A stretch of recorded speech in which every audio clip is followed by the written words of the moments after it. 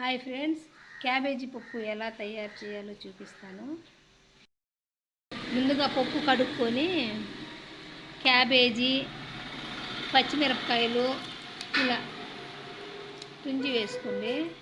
టమాటాలు, దీంట్లోనే చింతపండు,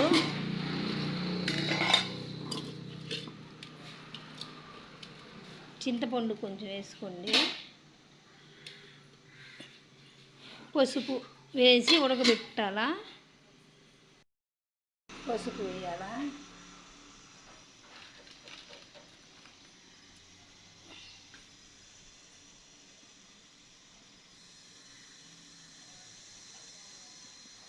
పసుపు వేసి మూతేసి ఒక 5 విజిల్లు 6 విజిల్లు వేసుకుంటే బాగా మెత్తంగా అయిపోద్ది క్యాబేజీ. ఎర్రగడ్డ, కరివేపాకు, ఆవాలు అన్నీ తిరగమాత ఫ్రెండ్స్.